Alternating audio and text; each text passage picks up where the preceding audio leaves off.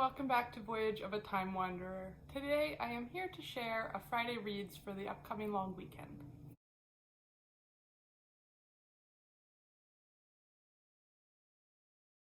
So this weekend is Family Day weekend where I live here in British Columbia, Canada, which means I have Monday off of work.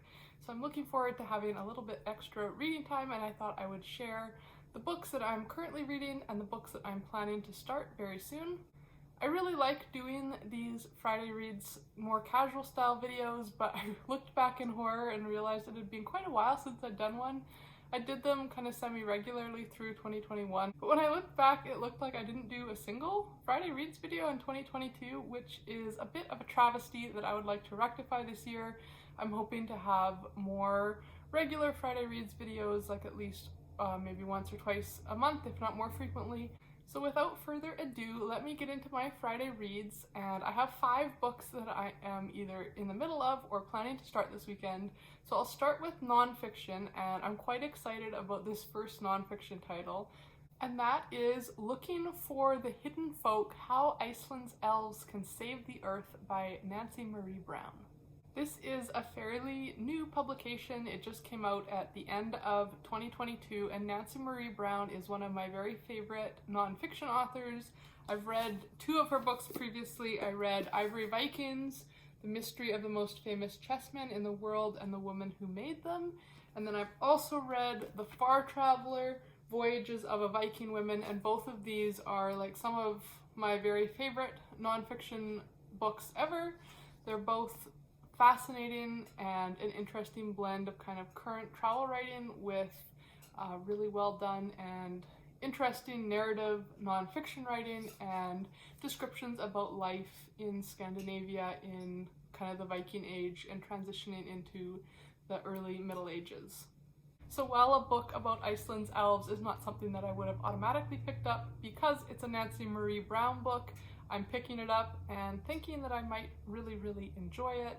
This book sounds like it is a mix of kind of more of the travel writing about her life and her experiences living in Iceland, as well as bridging into some more philosophical debates about how humans create reality and how our interactions with nature impact what we perceive as real. And she uses that to make some arguments around climate change and how we should be taking better care of the environment. So the blurb that I have, the sentence that really drew me in, says, "Looking for answers in history, science, religion, and art, from ancient times to today, Brown finds that each discipline defines what is real and unreal, natural and supernatural, demonstrated and theoretical, alive and inert. Each has its own way of perceiving and valuing the world around us, and each discipline can be defined in the Icelandic perception by its own sort of elf. Illuminated by her own encounters with Iceland's otherworld, Looking for the Hidden Folk offers an intimate conversation about how we look at and find value in nature. It reveals how the words we use and the stories we tell shape the world we see." So this is a book that I haven't started yet, but I am looking forward to starting this weekend, and I'm really hoping I enjoy it as much as I have enjoyed the other 2 Nancy Marie Brown books that I've read in the past.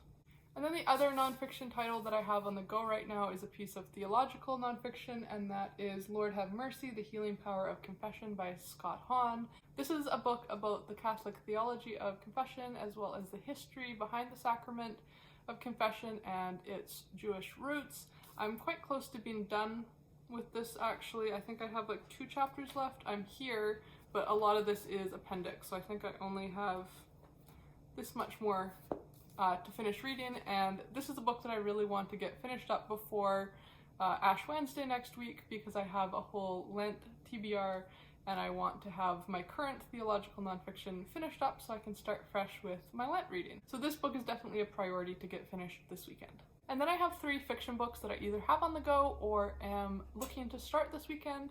The first is A Lady's Guide to Fortune Hunting by Sophie Erwin. This is the last of my Valentine's-inspired February sweet romance reading binge.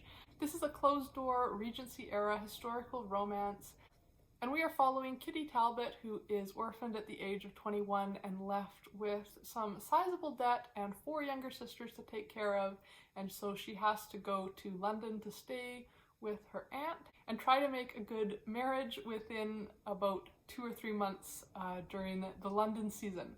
So it's definitely kind of got some Bridgerton-inspired elements to the plot, and Kitty is trying to assimilate herself into the higher echelons of upper-class society without betraying the fact that she is pretty desperate and pretty poor and needs to marry well quickly. So it has been a lot of fun. I'm thinking it's probably going to end up being a 3-star read, which is kind of like just an average book for me for a genre fiction. And I am currently 70% of the way through according to my Libby app, and it should take me 1 hour and 51 minutes to finish it. So I think this one will be finished off first, probably before I even go to sleep on Friday night.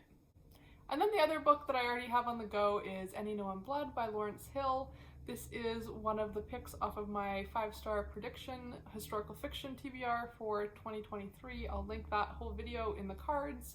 I am about 17% of the way through this. I'm actually listening to it on audiobook even though I have a physical copy because it's included in the Audible library and I didn't have an audiobook on the go, and I always like to have at least one audiobook for those times when only an audiobook can be read. So I'm listening to this right now and I'm really enjoying it so far.